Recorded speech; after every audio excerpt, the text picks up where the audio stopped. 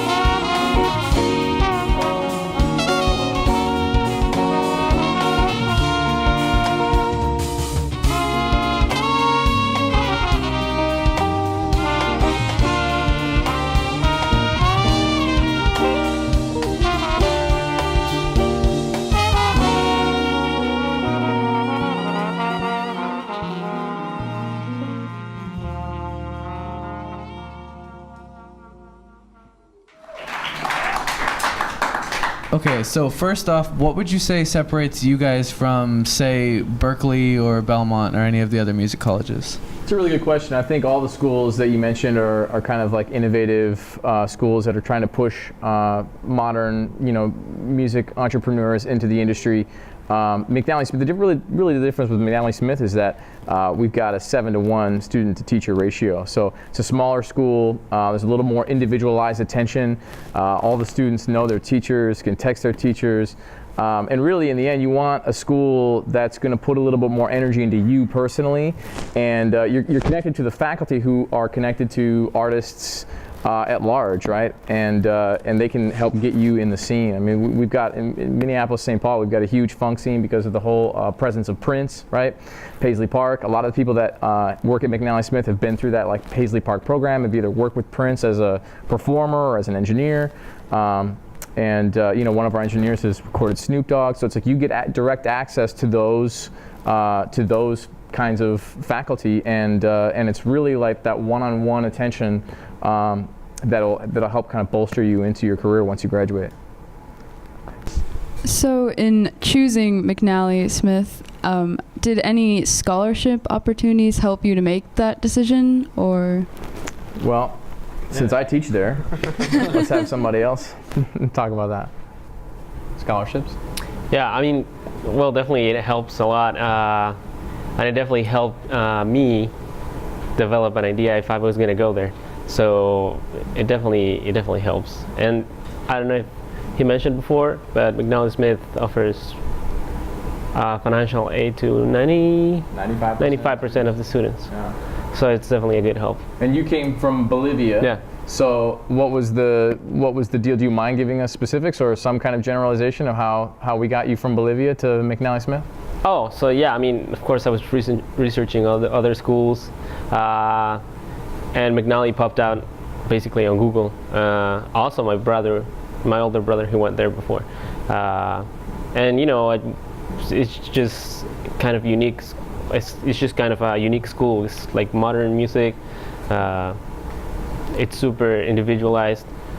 I don't know, it's just great. And of course the teachers they have there, the drum teachers they have there, definitely that caught my attention. Okay, so you guys talked about fusion and hip hop and funk, but what other kind of music does McNally Smith have to offer for? Well, there's a whole range of ensembles. I saw an amazing performance by like a 15-piece Latin ensemble for their end of semester concert recently. We've got hip hop ensembles, R&B, soul, indie rock ensembles. There's several indie rock ensembles. Some of them are I mean, a lot of them we really focus on taking a song from a record and trying to do it exactly like the record. But there are also creative ensembles where students have a little bit more freedom to like do original music. Did Hot Club start as a yeah? So Ben plays in this Hot Club, this like kind of gypsy swing thing, and that started as a creative ensemble, kind of built around Ben because he's like into that thing and kills that thing. And did you play in that too, Ethan? Yeah, my first year I was in it with him. Yeah. So there's that kind of stuff. There's a string ensemble. There's a jazz big band. There are several jazz combos as well. There's like Jazz 1, Jazz 2, Advanced Jazz, and then there's this band, Fusion Ensemble, which falls into the jazz category. Extet. Yeah, Extet. There's a 10-piece big band. There's all kinds of. I mean, every genre basically that you can think of is people that they're metal ensembles. People that are every student's into different things. So we kind of try to tailor that. What we offer as ensembles to the students, right? And that kind of changes semester to semester as well, what's available. But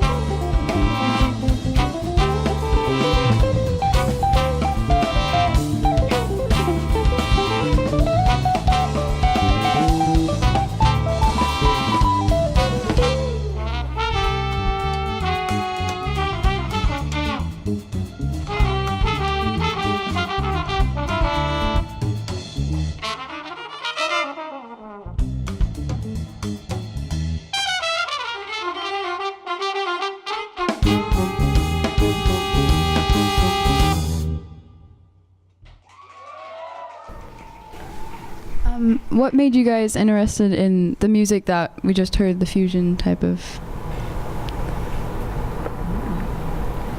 Anybody? I mean, my main influence on guitar was actually born around this area, and prominent Randy Rhoads. I'm sure some people know him, hopefully. The kid with the long hair, most likely.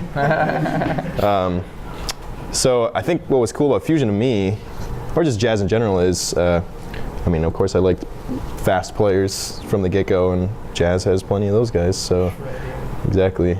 And fusion stuff, like my favorite fusion guys, Alan Holdsworth and Metheny and stuff. I mean, Metheny not so much dipping into the metal stuff, but I mean like Holdsworth stuff is like right on the line of metal stuff. And yeah, I don't listen to as much metal anymore, but it's like, it's all formed together with a lot of the bands I do listen to, so.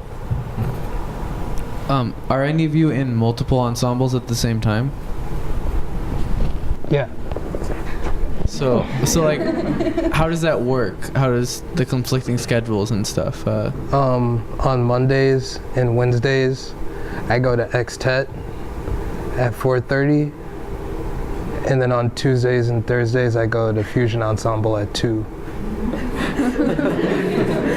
This is Fusion Ensemble.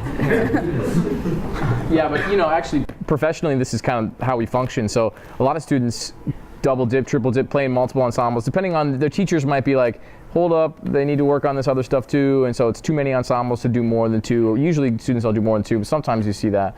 But professionally, it's like, you know, I play, and a lot of people in the band too play multiple bands outside of school as well. Professionally, I play in 12, 13 bands regularly and tour all over with, you know, 5 or 6 of those bands, tour regionally, nationally, internationally. So, you know, you kind of have to get used to that schedule management, the idea that like every band wants you to give them 100%, you know, and that's a kind of a tough thing. It's like you have to show each band that you're dedicated and find a way to juggle all of that. But it's almost necessary, depending on how, you know, if you have one band that gets like massive, then this becomes less of a thing. But certainly for like horn players that are freelance artists, it's like we have to function in multiple contexts and multiple genres and play in multiple bands at the same time to be able to make a living, right? So like 10 years that I was out of school and not teaching a lot, it was just like tons and tons of playing all different styles of music every night in different places, you know, all over the world. And that's really what's necessary to like make a performance career work, at least initially. And then hopefully one of your bands continues to climb, and then you can kind of focus more energies on the things you really want to do. You know, as freelance artists, we're constantly reevaluating our thing, our careers, and adjusting, going like, I don't want to do this kind of gig anymore, so, you know, I'm going to cut that out and focus more energy on this because now this is picking up steam. It's like we're constantly doing that. And you know, it's not unlike being a student at McNally and playing in multiple ensembles and having to juggle all those responsibilities of being a professional and being a student and playing in multiple ensembles and having to write a 10-page paper or whatever.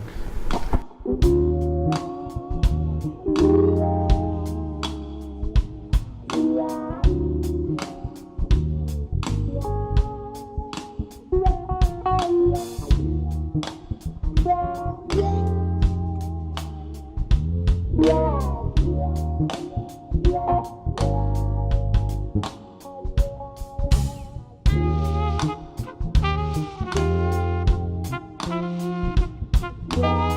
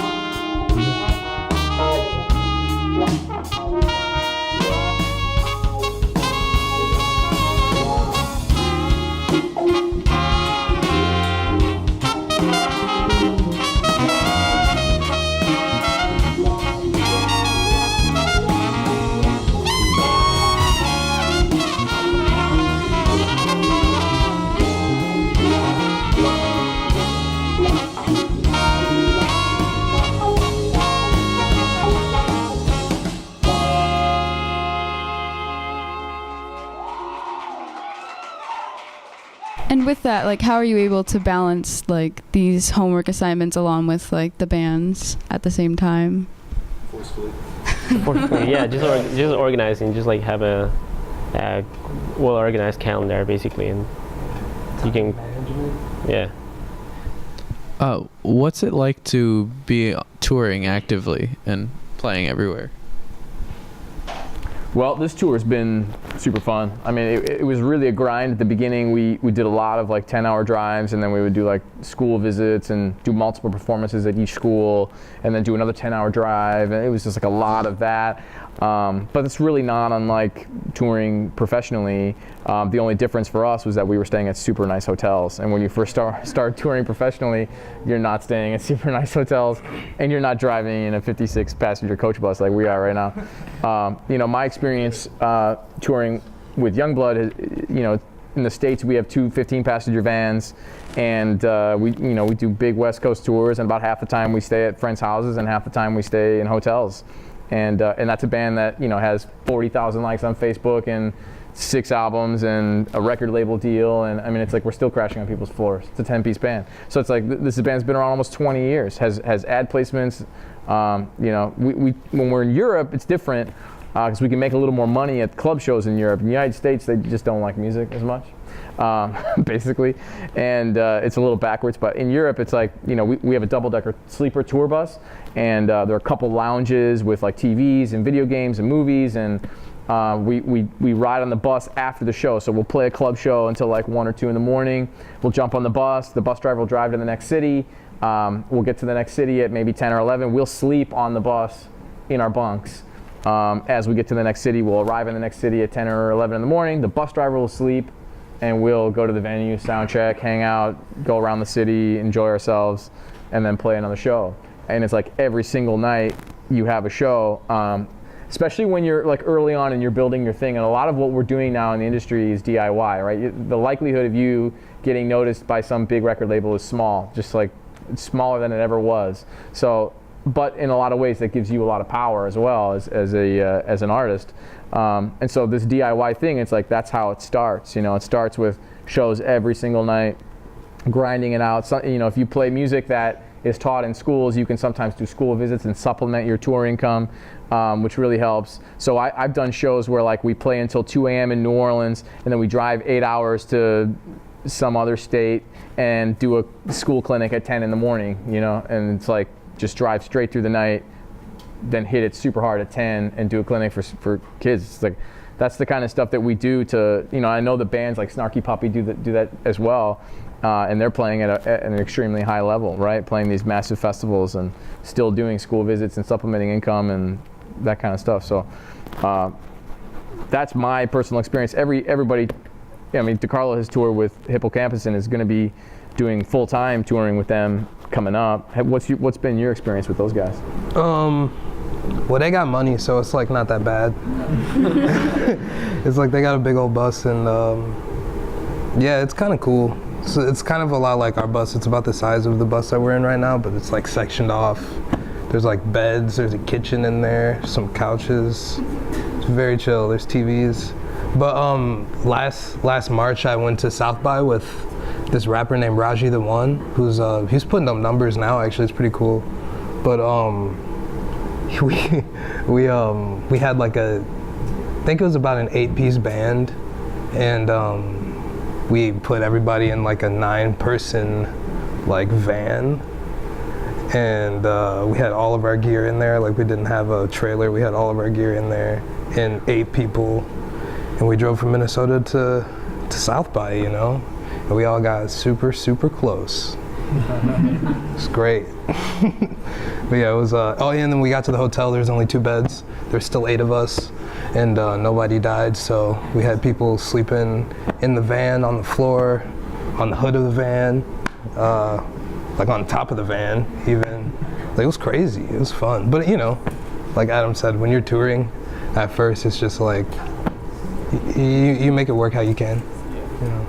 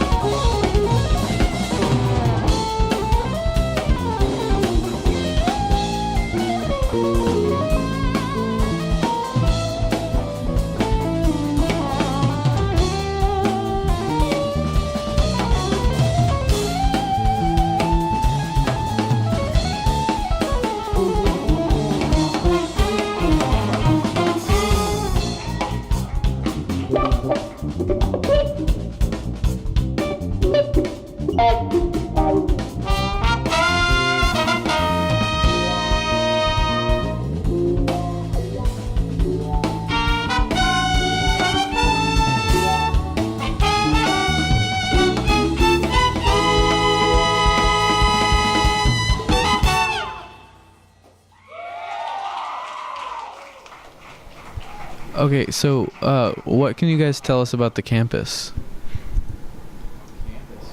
Well, in the recording program, you have 10 different studios. You get access to all of them any time of the week. And yeah, I mean, there's a lot of ensemble rooms, a lot of practice rooms.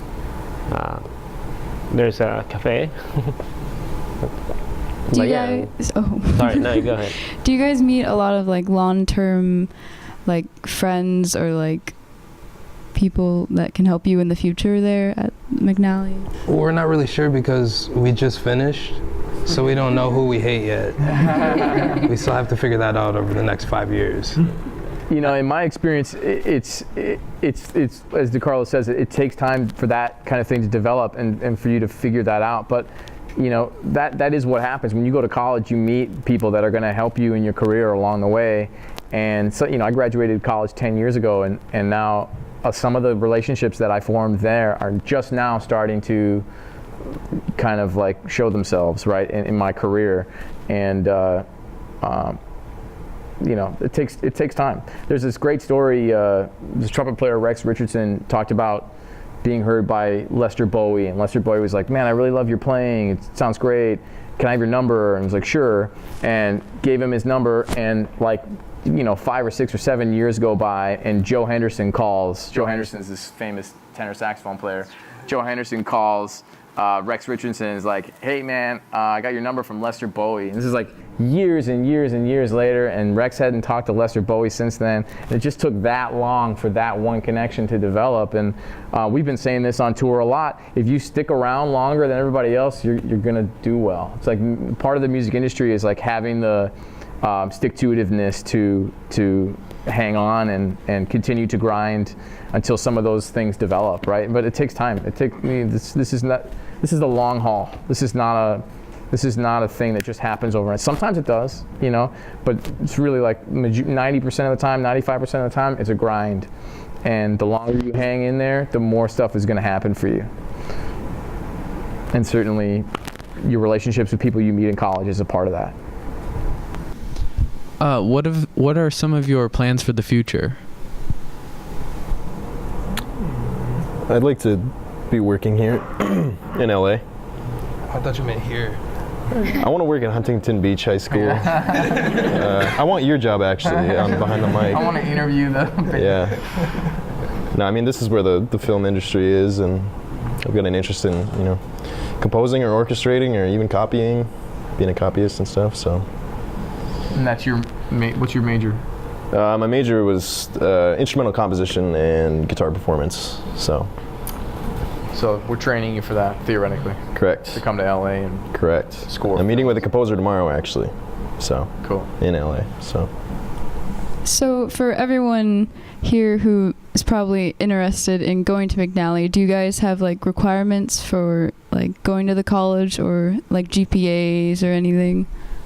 Man, well, we don't have an admissions person with us, so I can't really talk specifically about GPAs. But we, you know, it's like any music school. There's an audition, and you fill out a form and stuff, and you have like a prepared piece that you play. And then usually for people that are from out of town, we do like Skype sessions with faculty. Then you just kind of like hang via Skype. You'd play a little bit for somebody. They might ask you to they might play something and ask you to play it back to test your ear. That's one thing that we test going into McNally Smith.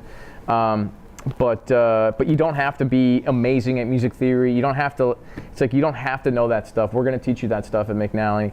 Our music theory program is really more based on contemporary harmony, and you know. An example I always give is in one of my theory classes, we'll use Alicia Keys' tune, and we'll talk about how she uses secondary dominance in her music, and you know, different things like that. We're not going to talk so much about what you'd talk about if you went to a classical music school, or like a classic music school. Pretty much most music schools in the United States, you would learn about sonata form and rondo form and Bach chorales and any conservatory, right? And at McNally, we're kind of gearing the theory side more towards contemporary music, modern music. So yeah, we'll teach you that stuff when you get there. It's not a requirement coming in, but you have to play something for us. Even if you want to be an engineer, you kind of like have an instrument that you've played or whatever, and you would have to do some ensemble credits and things like that. So everybody goes through the music theory program, even if you're doing live sounds or whatever your thing is. That's one of the things you have to do. You have to train your ears. We go through ear training programs, things like that. How many new students do you take in every semester? As many as possible. Yeah, I mean, I think really the school is recruiting hard and trying to find students. So, I mean, yeah, we encourage everyone to apply and come try it out.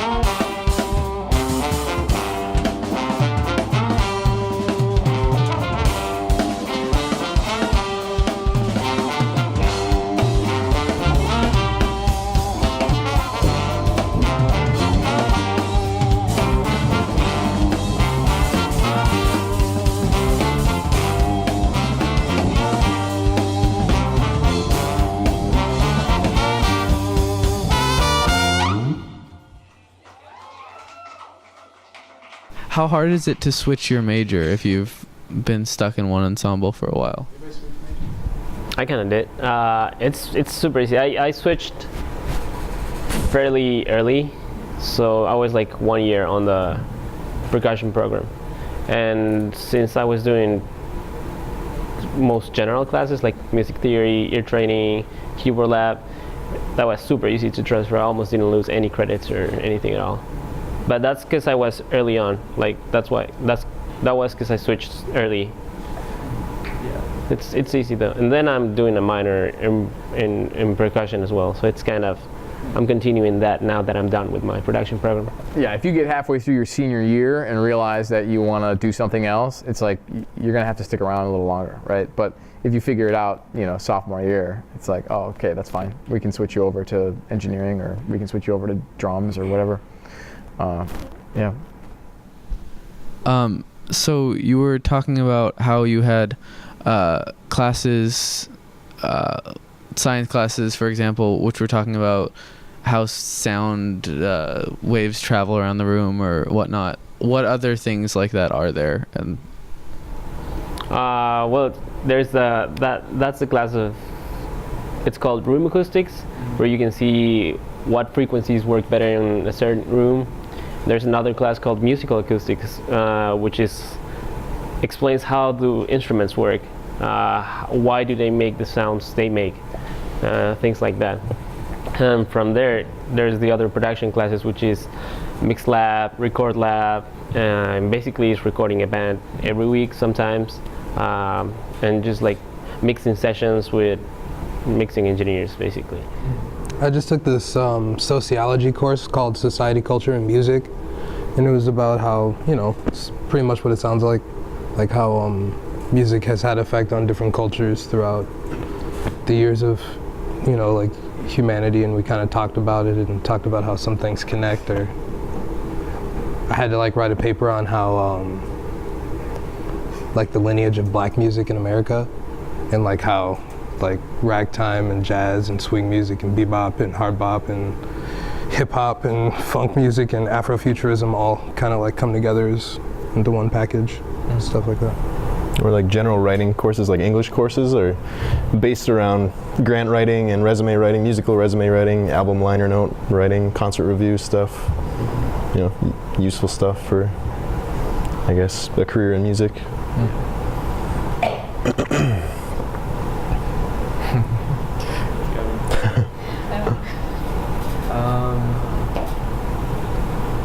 So, what kind of music business opportunities do you have at McNally Smith? Not performance, but more tech business kind of stuff. Yeah, well, Scott LeGear runs that program, right? Yeah. And Scott's kind of like, he's done a lot of stuff. He worked with Prince. He did did a lot of jingle work, and he's just a great dude, very energetic dude. But you know, music business. Who's taking music business classes at McNally? Has anybody taken those? What have you guys done? I think it was just like music business, like 101 or something. Because I wasn't a music business major, it was kind of like an elective. Right. Right. So yeah, music business students will get internships at record labels. You know, it's like, I think people have done Red House Records, which is a record label in Somebody's town. working at Rhymesayers. Somebody's working at Rhymesayers right now. I don't know if which that's is a big directly through label. the school or NPR, Pachyderm Studios, Yeah. stuff like that. Pachyderm, Nirvana recorded at Pachyderm. This is like, Hippo recorded at Pachyderm too. Hippo did, yeah. I saw that. Yeah, so there's going to be a lot of those kinds of opportunities, internships, things like that, through the program. After you've taken, obviously, like tons of classes related to music business, but.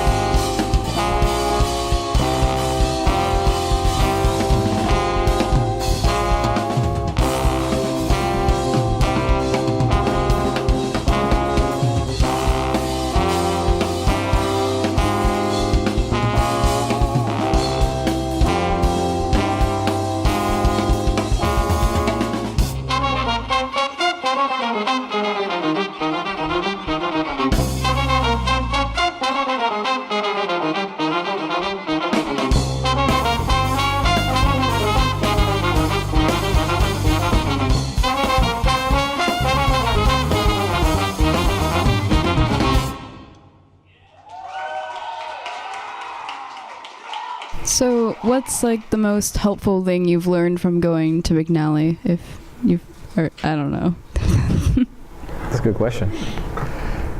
For me, it was networking and just connecting with people, learning how to connect with other musicians, other people from different disciplines, maybe designers, even animators, different people.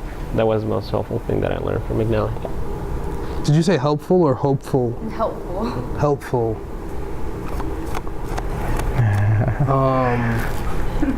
I learned how to write drum parts. Super helpful. Yeah. Loved that a lot. I mean, I'm from like a town on the border of Canada, essentially, with like 350 people. So I learned that the world is much bigger than my town. So even like St. Paul to me, I remember coming there the first week of school was like, oh my gosh, I don't know what street I'm on, I don't know where I am, you know? I like that, and I want to continue that feeling. So, I mean, I feel like moving to LA and then, you know, wherever else would give me that same feeling.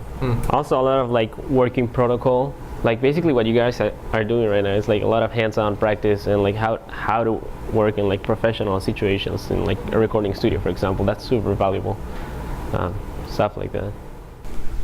And you were saying how like McNally was kind of a lot bigger than your hometown. Like, do any of you have like a similar situation when you went to McNally, and like did that affect how you felt or anything like?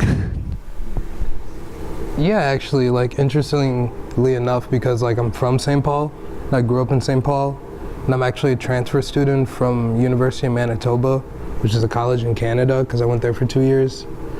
And when I came to McNally, I met more people from everywhere else outside of Minnesota than the people I met. Like, I have like 3 or 4 friends from Minnesota at McNally, you know, who grew up in like the metro area, and everyone else that I know from McNally basically are like just not residents of Minnesota. So that was pretty interesting. I didn't think I would meet so many people not from Minnesota at McNally, you know. Yeah. So is there anything else any of you would like to say to the people here or watching online? Nope. What's up? Play music. Chase the dream. Don't let anybody tell you you can't do it. Go Vikings! God. Be thankful you didn't grow up in a town of 300 people surrounded by woods and animals and nothing to do. Woods and animals are good. Woods and animals. Well, thank you guys. You guys were great. Thank you.